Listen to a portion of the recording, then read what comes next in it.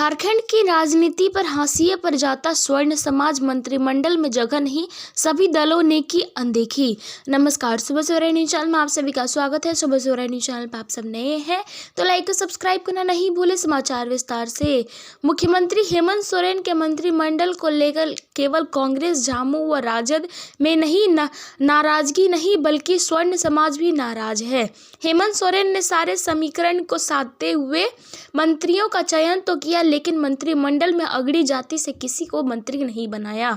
झारखंड में ऐसी पहली बार हुआ है जब सरकार में अगड़ी जाति को आउट कर दिया गया है।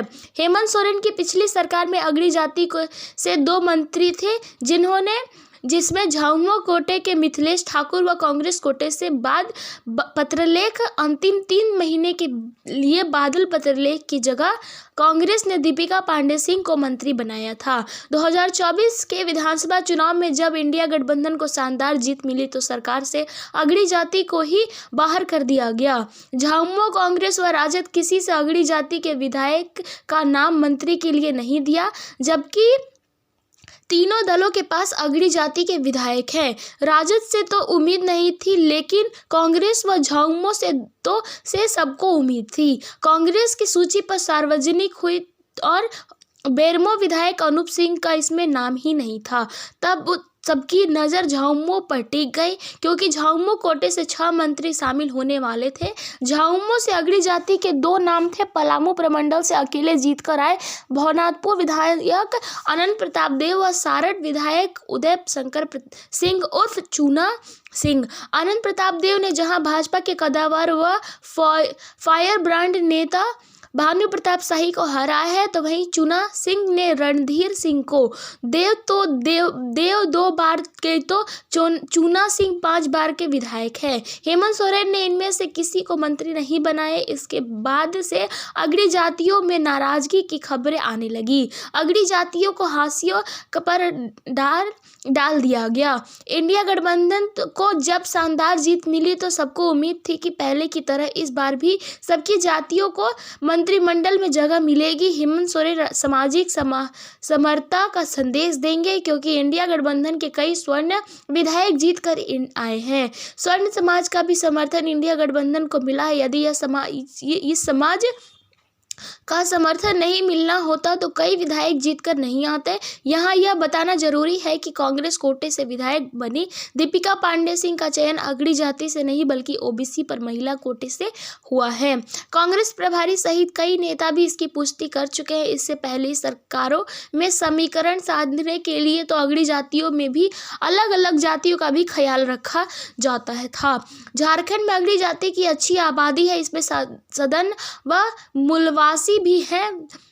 सदानों व मूलवासियों का समर्थन झामुमो को मिलता रहा है, इस बार भी मिला है।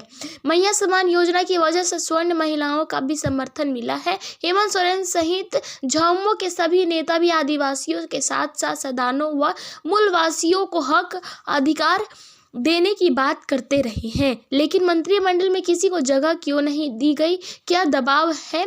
यह तो सीएम ही जाने। लेकिन शानदार जीत का संदेश अच्छा नहीं गया है। अब तो यही कहा जा रहा है कि जीत के बाद एक बड़े वर्ग को राजनीतिक रूप में हाशियों पर डाल दिया गया है। आदिवासी, अल्पसंख्यक, ओबीसी व दलित की राजनीति के आगे स्वर्ण समाज को किनारे कर दिया गया। इंडिया गठबंधन की राजनीति में अगड़ी जाति को महत्व नहीं दिया जा रहा है। इसके पीछे शायद सोच यही है कि अगड़ी जातियों का समर्थन भाजपा को मिल रहा है। सवाल उठता है कि अब अगड़ी जातियों का समर्थन भाजपा को मिलता तो भवनाथपुर से अनंत प्रताप देव, विश्रामपुर से नरेश सिंह, बेरमो से अनूप सिंह, बोकारो से श्वेता सिंह, सारठ से चूना सिंह ने जीत कैसे हासिल की? क्या इन सीटों पर अगड़ी जातियों का समर्थन इंडिया गठबंधन को नहीं मिला? बिना समर्थन जीत मिल गई है। डाल्टनगंज से कांग्रेस प्रत्याशी केएन त्रिपाठी बहुत कम अंतर से चुनाव हार गए। पहली बार त्रिपाठी को ब्राह्मणों का एक तरफा समर्थन मिला। समर्थन की वजह से ही जीत के करीब पहुंच गए। शहरी क्षेत्र से अधिक समर्थन नहीं मिलने की वजह से उनकी हार हुई। छतरपुर पाटन से कांग्रेस प्रत्याशी राधा कृष्ण किशोर के साथ ही अगड़ी जाति के लोग थे। यह केवल उदाहरण है। शानदार जीत पर बड़ा दिल दिखाने के बदले इंडिया गठबंधन ने भेदभाव की राजनीति का इसका संदेश अच्छा नहीं गया और एक बड़े तबके में उपेक्षा से निराशा है। लोकसभा चुनाव में भाजपा ने अगड़ी जाति के 3 सांसदों चतरा से सुनील सिंह, धनबाद से पीएन सिंह व हजारीबाग से जयंता सिंह का टिकट काट दिया था। इसके बदले सिर्फ चतरा में भूमिहार जाति से स्थानीय उम्मीदवार कालीचरण सिंह को उम्मीदवार बनाया गया।